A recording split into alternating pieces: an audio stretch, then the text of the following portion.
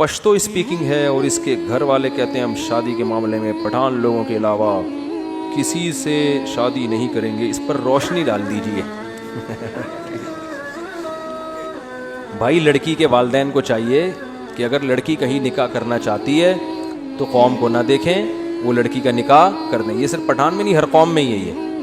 مہاجر کہتے ہیں ہم نے صرف مہاجروں میں کرنی ہے، پٹھانوں میں نہیں کرنی۔ پنجاب والے کہتے ہیں ہم نے صرف پنجابیوں میں کرنی ہے، سندھی کہتے ہیں ہم نے صرف سندھیوں میں کرنی ہے۔ یہ ہر قوم کی بیماری ہے۔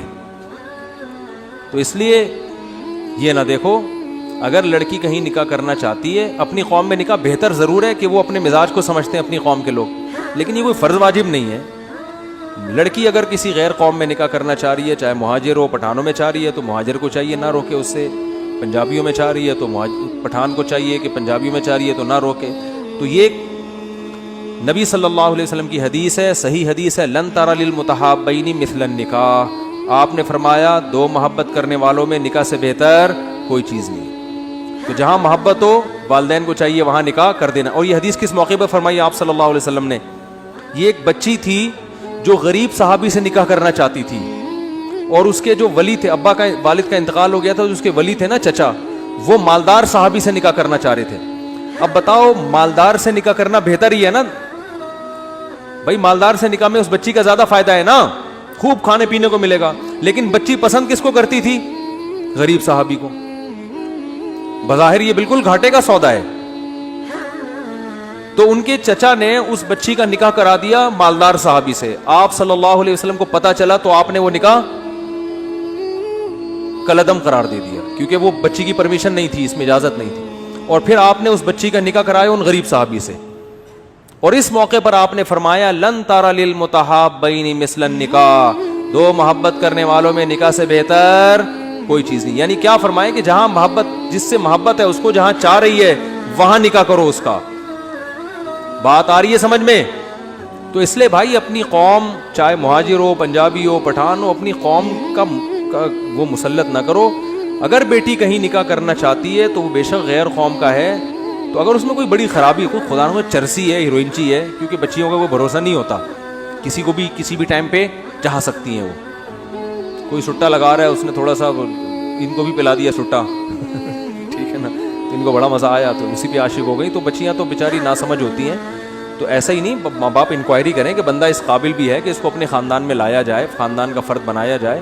تو اگر اس میں کوئی دوسری خرابی نہیں ہے، بڑی خرابی، تو پھر شریعت کا حکم یہی ہے کہ بچی کی چاہت کو سب سے پہلے رکھا جائے گا۔ سمجھ رہے ہو کہ نہیں سمجھ رہے؟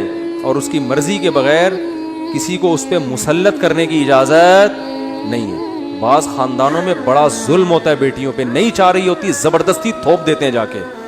یہ ظلم ہے، اس کا گناہ ملے گا، قیامت کے دن اس کا جواب دینا پڑے گا والدین کو، جو بھی والدین اس طرح کرتے ہیں۔ دیکھو اسلام کا پتہ اسی وقت چلتا ہے جب آپ اپنی چاہت کے خلاف اسلام کے حکم کو فالو کرتے ہو۔ بھائی جب تک اسلام آپ کے کلچر کو سپورٹ کر رہا ہے پھر تو ہر آدمی اسلام کو فالو کرے گا نا۔ بھائی اسلام میرے کلچر کو اگر کو سپورٹ کر رہا ہے، بھائی ہمارے ہاں کلچر کیا ہے؟ ولیمہ ہم سب کرتے ہیں نا، تو اسلام بھی کہتا ہے ولیمہ کرو، تو پھر سارے ہی کر رہے ہیں۔ تو یہ تو ٹھیک ہے، اچھی بات ہے، لیکن اس سے آپ کا مسلمان ہونا تھوڑی پتہ چلے گا۔ کیا خیال ہے؟ اس سے تھوڑی پتہ چلے گا۔ پتہ جب چلے گا جب آپ کا کلچر کچھ اور کہہ رہا ہو اور اسلام کچھ اور۔ آپ کا کلچر یہ کہہ رہا ہے کہ بچی کی شادی ماں باپ جہاں چاہیں کر دیتے ہیں، بچی سے نہیں پوچھتے بس، لیکن اسلام کیا کہہ رہا ہے؟ آپ کو بیٹی سے پوچھنا پڑے گا، اس کی چاہت کا خیال بولو بھائی کرنا پڑے گا۔ میں نے بڑے بڑے علماء کو دیکھا ہے، ان کی بچیاں بہت نو عمر تھیں، بالغ ہوئیں، اب خود پوچھتے ہوئے شرم آتی ہے باپ کو، تو انہوں نے کہیں رشتہ کیا تو ماں سے کہلوایا بچی کی، یا کہیں رشتہ داروں سے کہ بھائی اس کو علیحدگی بھی لے جا کے بچی سے پوچھو کہ یہ دل سے راضی، کیونکہ بعض دفعہ بچیاں سامنے شرما رہی ہوتی ہیں بولتے ہوئے، ماں کے سامنے بھی شرما رہی ہوتی ہیں کہ ماں ابا کو شکایت لگا دے گی۔ تو باپ نے کیا کیا، عالم تھے، انہوں نے کہا کہ بھائی الگ سے لے جا کے نا کسی سہیلی کے ذریعے، فرینڈ کے ذریعے پوچھواؤ، اس کے سامنے اپنی راز کی بات اگلے گی۔ تو ایک بہت عالم تھے، بڑے مشہور ہیں، انہوں نے کیا کیا، انہوں نے مجھے بتایا کہ میں نے یہ کیا کہ میں نے ایک لڑکی کو، بچی کو بتایا کہ میری بیٹی سے جا کے پوچھو کہ میں یہاں تمہارا نکاح کر رہا ہوں، دل سے راضی ہو یا نہیں، تمہارے ابا کر رہے ہیں یہاں، اور اگر کسی اور سے چاہتی ہو تو بتا دو، لیکن یہ کہا کہ یہ نہیں کہنا کہ ابا نے کہا ہے، کیونکہ پھر وہ نہیں بتائے گی۔ بات نہیں آ رہی سمجھ میں؟ یعنی اس کی فرینڈ کے ذمے لگایا کہ اس کے دل میں اگلواؤ ہے کیا. بہت مشکل ہے بات سمجھانا.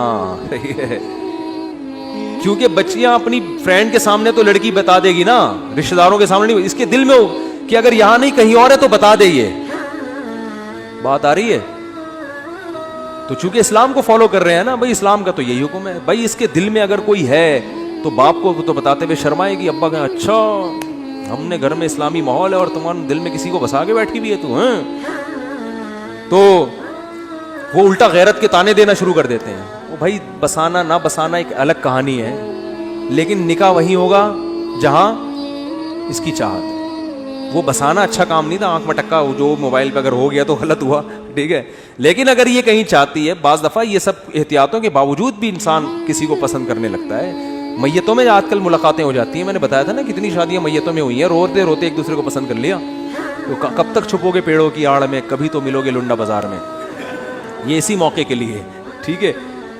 تو ان والد محترم نے کیا کیا ہے کہ اپنی بیٹی کے کسی سہیلی کو, فرینڈ کو کے ذمے لگایا کہ اس سے پوچھو, اس کا راز اگلواؤ اور میرا نام نہ آئے, تاکہ ایسا نہ ہو کہ میں اس چاہتی کہیں اور تھی اور ہم پہنا کوئی اور دیں, ٹھیک ہے.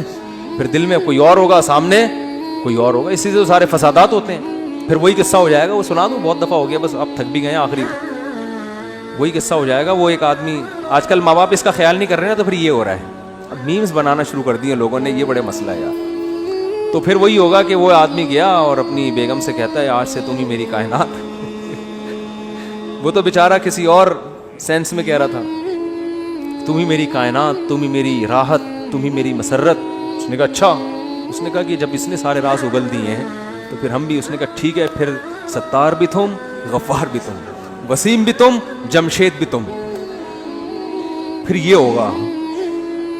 تو سختی کرے اتنی جتنی اسلام نے آپ کو اجازت دی. تو بچی جہاں چاہتی ہے, ہاں غلط جگہ چاہ رہی ہو, چرسی کو دل دے بیٹھی, ٹھیک ہے نا, تو وہ اس طرح کے پھر ٹھیک نہیں. اللہ تعالیٰ سمجھنے کی, عمل کی توفیق عطا فرمائے. اسلام میں بڑی راحت ہے یار, بڑی راحت ہے. اسلام پہ چلو گے گھر بھی خوش رہے گا, خود بھی خوش رہو گے, ورنہ بچیاں بھی بددعائیں دیتی رہیں گی, ابا نے پتہ نہیں کیا مصیبت مجھے پہنا دی ہے.